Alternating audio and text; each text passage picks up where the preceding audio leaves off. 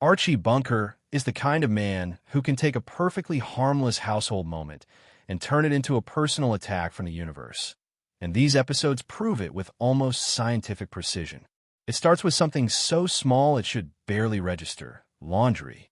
Mike, trying to be helpful in that earnest, I'm a modern husband who contributes way, gets involved with the wash and accidentally discolors one of Gloria's bras. In any other house, this would be a shrug and a joke. In the Bunker household, it becomes Exhibit A in Archie's ongoing trial against the way things are going these days. He walks in, sees the evidence hanging there, and reacts as if the laundry room has become a battlefield where decency itself is under siege. Edith tries to smooth it over with her gentle practicality. Gloria is embarrassed. Mike tries to laugh it off. And Archie, because Archie cannot simply move through life at normal volume, starts a rant that feels like it could power a small city. But Archie's shouting isn't really about the laundry. It's about control. Because at work, a new rumor is spreading. The company is making everyone do physical exams. Archie hears physical and instantly translates it into "they're trying to get rid of me." He's not thinking about health in the modern, sensible way. He's thinking about status and survival. He's thinking about being judged, replaced, and pushed aside by younger men who have stronger backs and fewer complaints about the weather. He starts comparing himself to another older worker, insisting he's still in better shape than that guy, because Archie's version of reassurance is always relative. As long as someone else looks worse, he can pretend he's fine. Mike tries to take the conversation into big-picture territory, as he always does, turning Archie's fear into a debate about jobs, systems, fairness, and the way employers treat working people. Archie, naturally, refuses to follow him into nuance. Archie wants a simple enemy. He wants one person to blame and one argument to win. Edith floats around them like a peacekeeping angel who keeps offering tea and comfort as if beverages could neutralize ideology. The house fills with that familiar Bunker energy. The living room becomes a courtroom, the kitchen becomes a war room, and the couch becomes Archie's throne of outrage. Then comes the doctor's visit, and it's the kind of appointment Archie hates because it forces him to face something he can't argue with. The doctor tells him his blood pressure is high. The message is delivered politely, medically, and calmly. Archie hears it as an insult, not because he thinks blood pressure is a lie, but because the diagnosis suggests he's not invincible. He hates that idea more than he hates almost anything. The doctor recommends rest and relaxation for the weekend, a simple plan that might work for most people, but for Archie Bunker, it's like telling a tornado to just take a deep breath.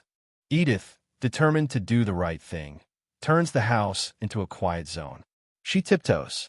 She fluffs pillows like she's preparing the bed for royalty. Gloria tries to be sweet. Mike tries to cooperate, and Archie spends the entire time irritated by their kindness. This is Archie's signature contradiction. He wants attention, but he wants it on his terms. He wants care, but he wants it disguised as respect. The more everyone tries to keep him calm, the more he senses that they're treating him like a fragile old man, and nothing spikes Archie's blood pressure faster than someone implying he has blood pressure. Naturally, the weekend that is supposed to be peaceful gets hijacked by the one topic that can set this family on fire instantly: the baby. Gloria is pregnant, very pregnant, overdue pregnant, and the baby is essentially running the household without even being born. The mere mention of baby names ignites a battle.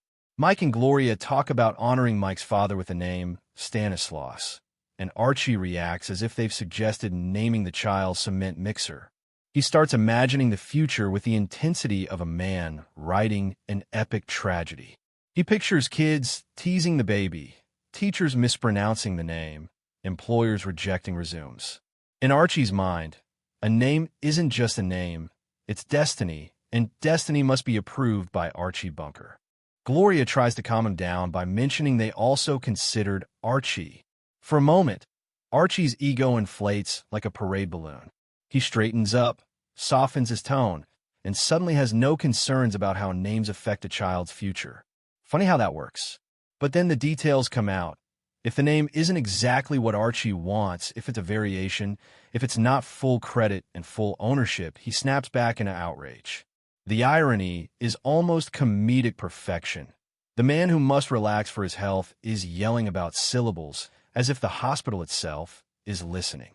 Edith, who has been trying to keep the peace like it's her full-time job, reaches a breaking point. She's tired of the yelling, tired of the tension, tired of watching her daughter's pregnancy turn into another battlefield. In a rare moment of firmness, she makes a decision that shocks everyone. She tells Mike and Gloria to leave, at least temporarily, so Archie can rest. It's not cruel. It's not angry. It's Edith taking control. Archie is stunned because he's not used to Edith drawing a line. Edith immediately feels guilty because guilt is her default setting, but underneath the guilt is something else, pride. For once, she did what she thought was necessary, not what Archie demanded. Meanwhile, Mike and Gloria's relationship is going through a very specific kind of stress that comes with pregnancy, the blend of physical exhaustion and emotional sensitivity that turns ordinary moments into big feelings. Gloria is uncomfortable, impatient, and feeling less like herself every day. Her body doesn't feel like her own. People keep telling her what to do. Everyone has an opinion. And the closer she gets to labor, the more her emotions swing between hope, fear, frustration, and the desire to throw a pillow at someone who says, just relax. Mike tries to be supportive, but Mike's support often comes in the form of logic. He explains. He reassures with facts. He tries to solve feelings like they're math problems. Gloria doesn't want a lecture. She wants comfort. And that mismatch becomes sharper when jealousy enters the picture. Mike is tutoring a student named Linda Galloway, and Linda is pretty confident and a little too friendly. Gloria's pregnancy insecurities flare up. She starts imagining scenarios. She starts reading signs into small details. Archie, who loves nothing more than suspicion, decides he will investigate like he's a one-man detective agency with zero training and unlimited confidence. Archie's plan is classic Archie. He invites Mike over, pours wine, and sets up a man-to-man conversation designed to make Mike confess something. Archie believes wine loosens tongues and reveals truth. What actually happens is both funny and unexpectedly sincere. Mike, under the influence, doesn't become a villain. He becomes even more honest. He admits Linda flirted. He admits he felt uncomfortable. He admits there was a moment where temptation existed in the abstract way temptation does when someone tries to charm you. But then he admits the most important part. He left. He chose Gloria. He chose the baby. He chose the life he's building, even when it's stressful and messy. Archie, in the middle of hearing this confession, does what Archie does best when alcohol is involved. He collapses in his sleep like someone pulled his plug. The plan to expose Mike ends with Archie snoring.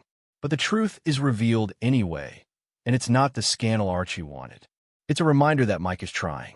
He's imperfect, but he's committed. Gloria's jealousy softens, and for a brief moment, it feels like the family might get a calm stretch. Then the overdue pregnancy takes center stage again. Gloria becomes increasingly uncomfortable, counting days and contractions like they're personal insults. Mike, determined to be prepared, goes all in on childbirth coaching. He has breathing techniques. He has instructions. He has supplies. He acts like he's training for an event that has rules, schedules, and predictable outcomes. Gloria, on the other hand, is living in a reality where nothing feels predictable, and Mike's coaching starts to feel like management rather than love. She snaps. He tries to stay calm. She snaps again, and the tension builds because they're both scared in different ways. There's a baby shower with the usual mix of sweetness and chaos. Friends excited, gifts piled high, jokes flying, and Gloria riding emotional waves that shift in seconds. Mike tries to keep everything smooth, but the more he hears medical words, the more he panics. At one point, he mishears an announcement and thinks it involves their doctor, and his brain instantly screams emergency. He gets so anxious he almost hyperventilates, and suddenly the pregnant woman and her friend are calming down the husband like he's the one in labor. It's funny, but it also shows something real. Mike's fear is love in a nervous costume. Then comes the night that is supposed to be their quiet moment. Mike and Gloria go out for dinner, trying to steal one last slice of normal before their lives change forever. For a while, it works. They reminisce. They talk about the future. They smile like a young couple standing on the edge of something huge. And then, of course, the contractions start again. Gloria feels it. Mike sees it. The romantic glow turns into emergency lighting. Mike goes into action, trying to call the doctor, trying to call the family, trying to keep Gloria calm, while also trying not to collapse under his own panic. And this is where the situation becomes pure sitcom poetry. Mike ends up in a phone booth, trapped in a tiny space, juggling numbers, struggling to reach the right people, getting overwhelmed by the absurdity of trying to manage the biggest moment of his life through a cramped piece of glass and a handset.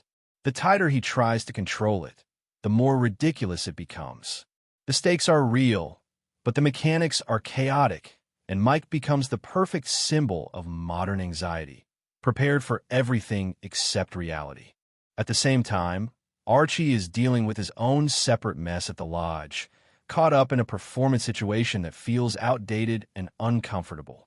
But when word comes that Gloria is going into labor, Archie's priorities snap into place. Whatever else he's worried about, his pride, his reputation, lodge politics, suddenly doesn't matter. He rushes, fumbles, tries to get out of there, and for all his bluster, you see the truth. Archie loves his daughter. Archie loves that unborn grandchild. He may complain about everything, but when it's real, he moves. Across these episodes, the heart of the story isn't just the jokes. It's the way fear shows up in different costumes. Archie's fear looks like anger. Mike's fear looks like overpreparation. Gloria's fear looks like mood swings and impatience. Edith's fear looks like excessive gentleness, until it suddenly transforms into strength. They're all afraid of change, afraid of losing control, afraid of failing each other, afraid of what comes next.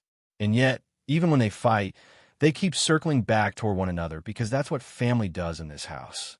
They argue like it's a sport, they overreact like it's a tradition, but when the big moment arrives, they show up. And that's the real punchline beneath the chaos. No matter how loud Archie gets, no matter how anxious Mike becomes, no matter how overwhelmed Gloria feels, and no matter how much Edith tries to hold the world together with kindness, this family is moving into a new chapter whether they're ready or not. A baby is coming. The household is changing. And in the middle of all the noise, there's a surprisingly warm truth. When it matters most, they stumble into the right place together.